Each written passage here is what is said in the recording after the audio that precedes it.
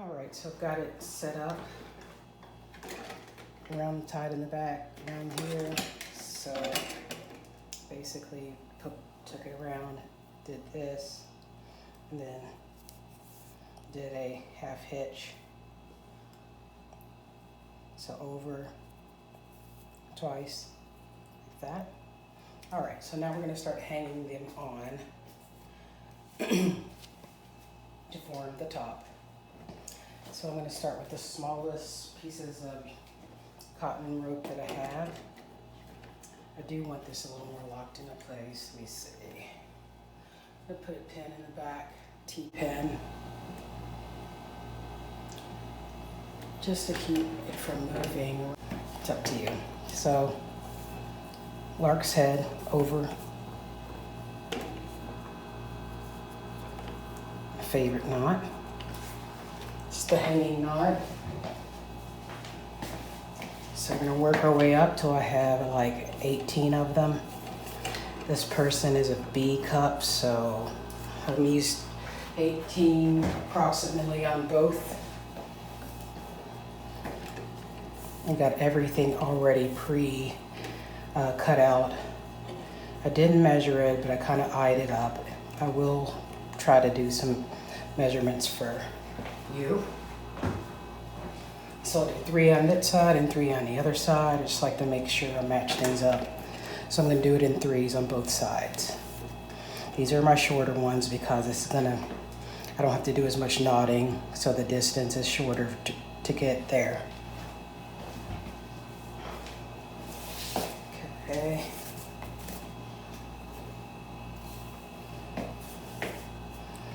So what I'm gonna be doing for the next bit of time till you come back is getting them all on here via lark's head knot. I'll see you soon. I'm back. So I have everything hung. Sorry, I always get confused with that. Hung up here. Just getting everything straightened out, but it'll all come into it. So there's 18 on each side. This person said that she has a longer torso, so I moved this down a bit in the back, but I'm gonna be untying it because I need to use this cord that's wrapped around to the back as my first filler cord that's gonna go all the way around the back and create the first shape here. Now this form is old and I've used it a lot and I really need to get a new one, so hopefully by the next video I'll have a brand new one. Yeah, I need a new one. It's rickety. I've tied this around here just so that this doesn't come undone because it's broken up top. All right, let's get started. So 18 and 18, I do need to make a correction. These two innermost ones on the left and the right are longer, need to be longer. And then these next ones are shorter. So these are long because they're gonna crisscross and go across and across. And so they have to be long to reach all the way around the back. And then these are about 30 inches, 45 to 47 inches, and then 47 to 50 inches 54 inches going up. Okay.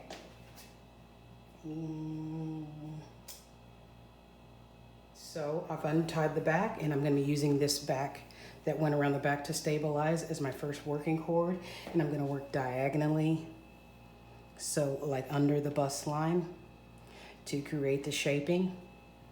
This person is a B cup and this is like an AB, truly. I'll give it enough room so that she can, get her bust in there. So here we go. It's just like everything else. We start with half hitches. So this is already crisscrossed in the middle. We're gonna go here first. I always put my finger through, pointer finger, like I'm going to point at someone, like that. And then we go from there. I'm gonna work around. And then you do 2 to create the form. Next, there is I can't think of her name. There is a macrame artist who has a gajillion followers on Instagram, and she's on Etsy, and she sells a gajillion, really like 1 million patterns, actually like thousands, okay? Exaggerate. Her name is, the name of the company is Reform Fibers. And she has a faster way for you to get all these on here, but I don't know that it'll work for my shaping. It really works if you're doing a wall hanging, but I don't know if it'll work for the purposes, but I'll see if I can link to that. Reform Fibers, or you can look it up on Instagram, because she has a way of like getting them all down here at once. So I may try that with the next one I make to see if it works faster, because this can be tedious, even though really once you get going, this top doesn't take very long at all. It's really getting the rope the right size and hanging it on that's the longest part, in my opinion. And of course I've done several of these because this is the pattern that I designed.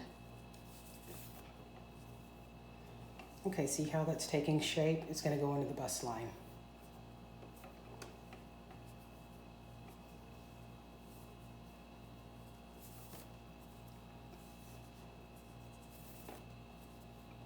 And I'm sure you don't really want to watch paint dry, and this is what this kind of, in my opinion, feels like. I'm going to cut away, and I will be back when I've done with this first row. Okay, I worked ahead, unfortunately, and forgot to hit record, but just show you my handiwork. So I did all the way around here, half hitches, double half hitches rather.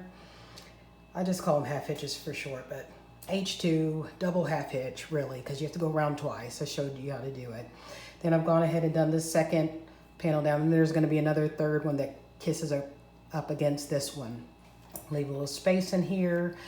This I've left aside because you need 4, 4, hold on, let me do my counting right. 4, 4, 4.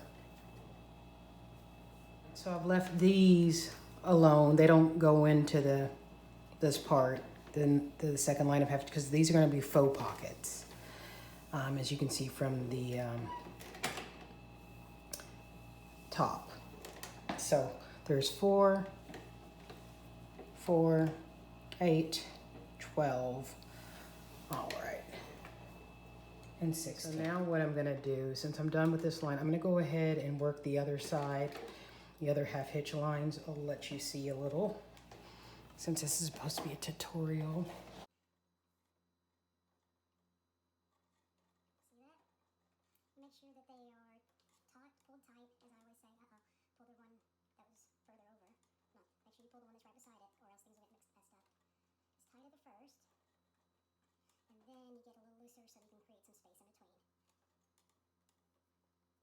Okay, so it's starting to get looser.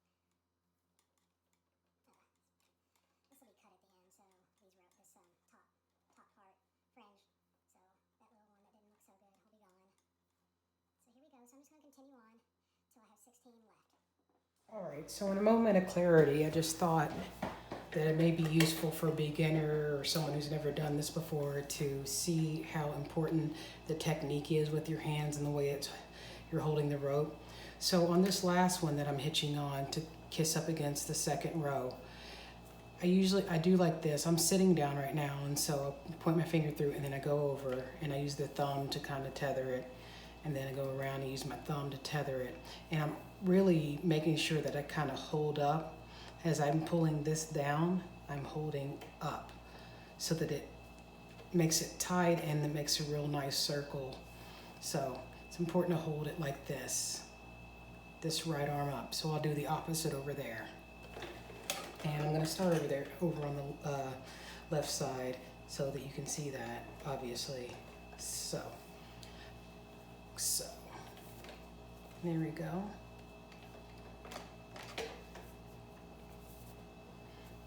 I am right-handed, so it's easier for me to do this side, the other side. But I'm pointing my finger through and using my thumb to help me. Sometimes I use the thumb to push up against to make sure it's tight up against the other one. Pointer finger through, remove pointer finger, pull. Pointer finger through, over, under, pull.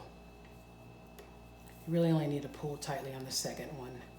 And then it makes the beautiful, nice architecturally structural shape design, okay? I started one of them already. So you're basically going to make a U and then pull through. A U and pull through.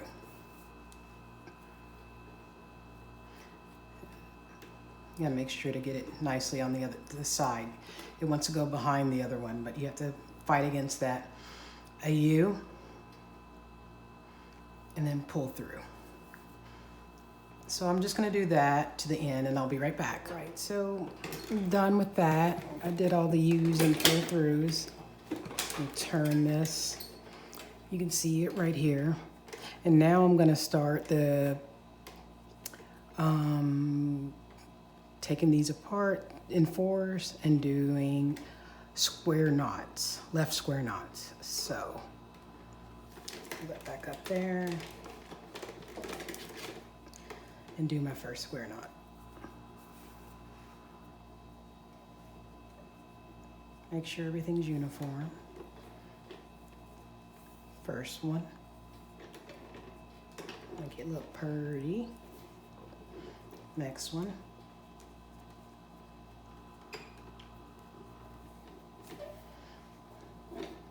Really need to get back together and get a new mannequin. I'm gonna do that this week. It's ridiculous. I do so much work with these. I need a decent one. It's just that it's hard to get a adjustable one.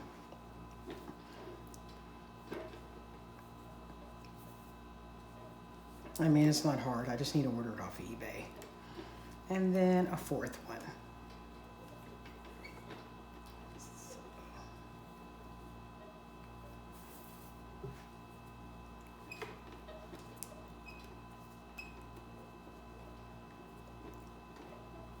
Should probably tie that back so it's easier.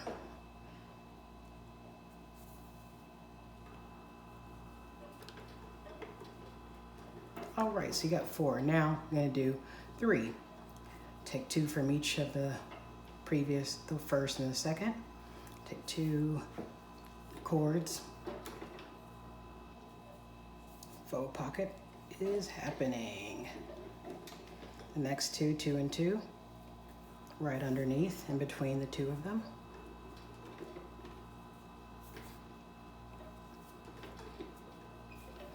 And then a third.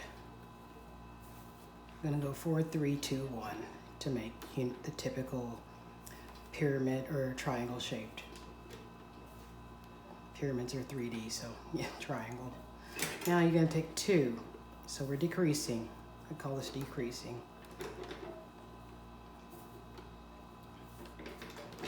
See that? 4, 3, 2.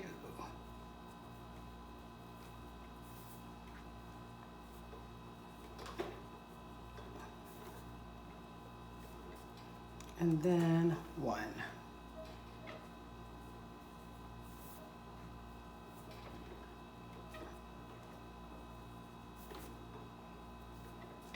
All right, so that's done. Next step is to take this cord from the square knot, the first square knot, and start a half hitch down.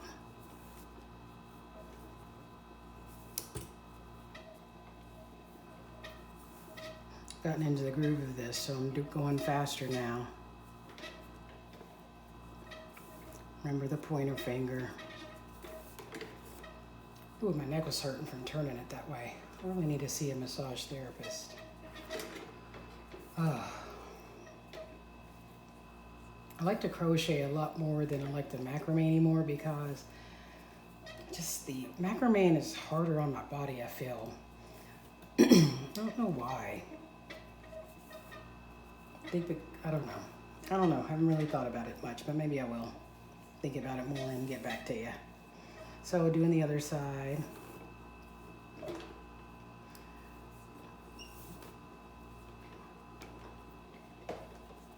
Make sure to pull them tight enough. Make them even. 1, 2. 1, 2, 1. Just like dancing. 2, 1, 2.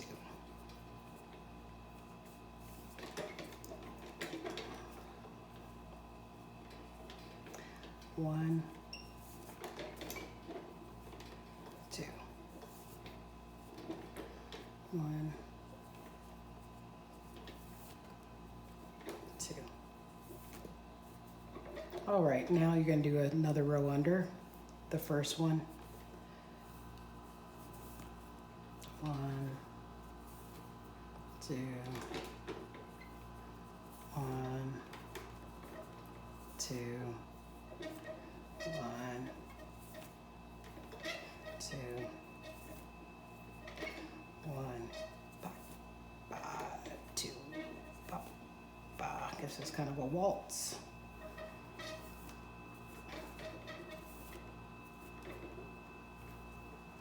Coffee's kicking in now, folks. All right, now I'm going to do the other side. Excuse me. 1, 2, 1, 2, 1,